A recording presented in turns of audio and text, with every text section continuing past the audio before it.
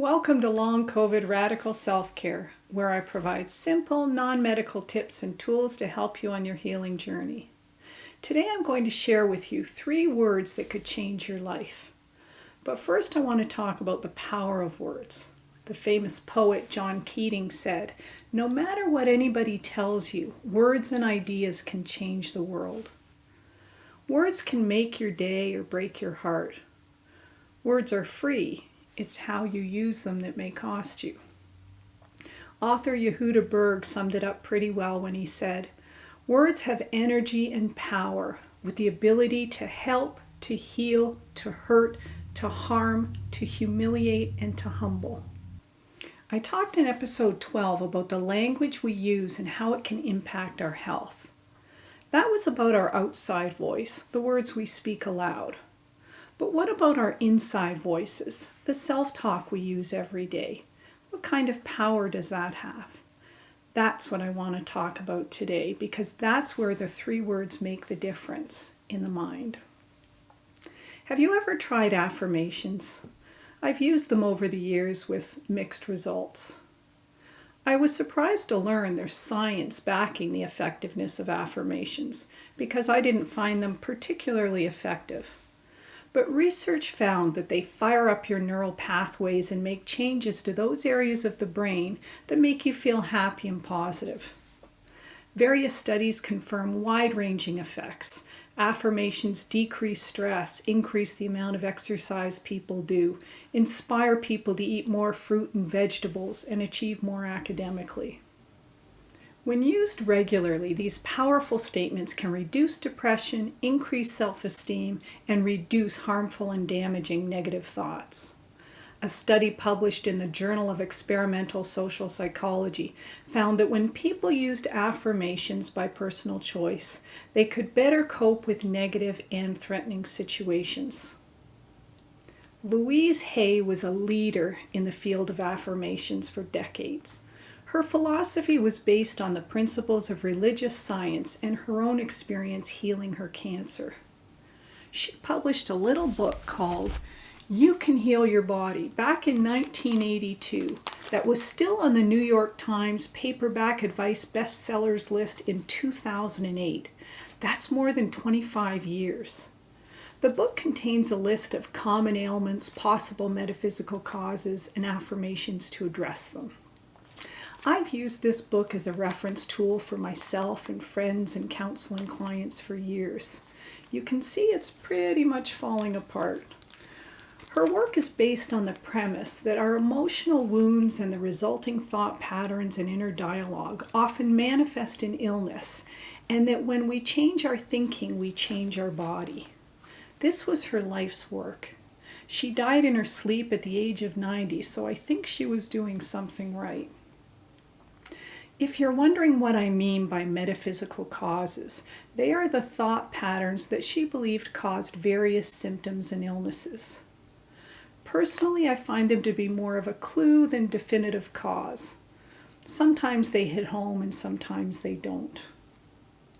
Long COVID isn't in here, of course, because it didn't exist back then. But if I look up fatigue, it says the cause might be resistance, boredom, or lack of love for what one does. You can decide for yourself whether that's true for you. Her recommended affirmation is, "I am enthusiastic about life and filled with energy and enthusiasm." My problem with saying that is simple. It isn't true at the moment. If you have breathing problems, the potential causes are listed as fear or refusal to take in life fully, not feeling the right to take up space or even exist. Again, you can decide whether that rings true to any degree for you.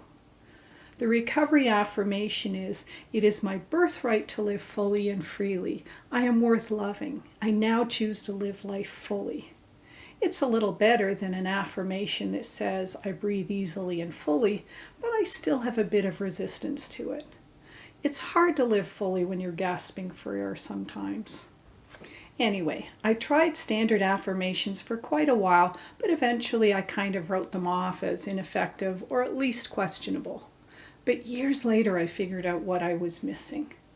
It started to click when I learned mindfulness and learned to observe my thoughts, my inner dialogue. In mindfulness practice, these thoughts, the inner chatter, it's often referred to as monkey mind. Monkey mind can be skeptical, negative, and critical. For example, if someone says to you, "You look great," your monkey mind might say, "She's just too polite to tell you you've put on weight."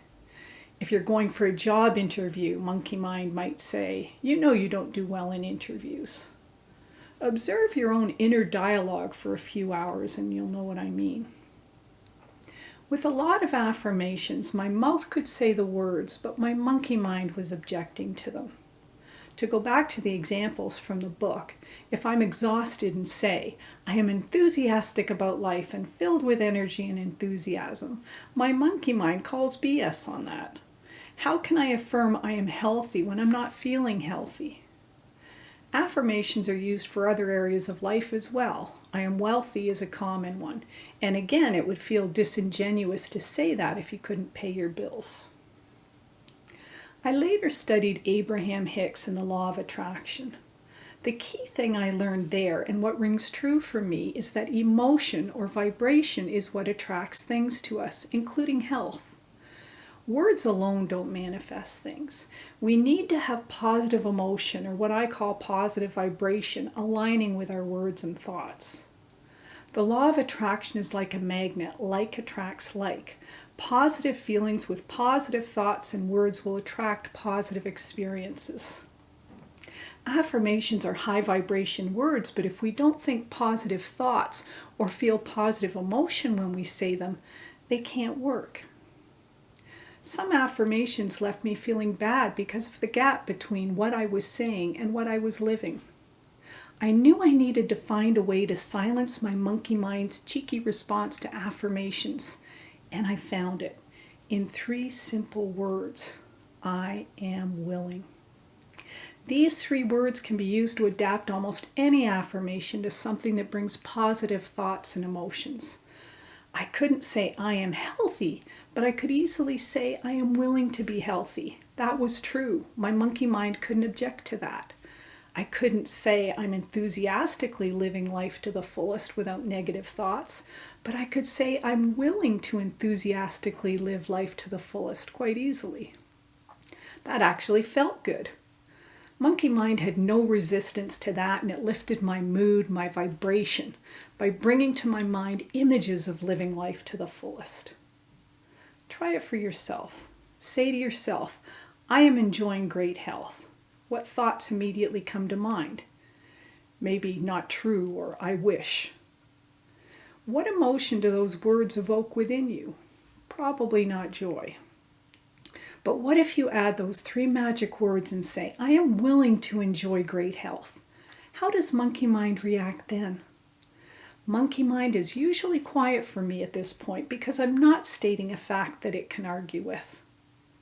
There's a lot of power in being open and willing for good things to happen. You're not resisting what is, but putting in your vote for what you'd like. You may not be able to comfortably say, "I'm happy and energetic today," but you could say, "I'm willing to be happy and energetic today." Again, monkey mind can't argue with willing. Think of the difference between saying, "I'm living my best life," and "I'm willing to live my best life." For me, saying I'm willing to live my best life feels good and brings thoughts and visions of what that best life might look like. This adaptation has totally changed my experience with affirmations.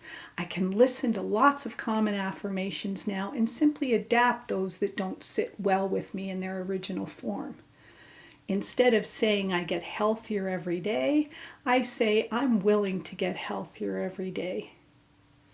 I encourage you to find affirmations that work for you and use them daily.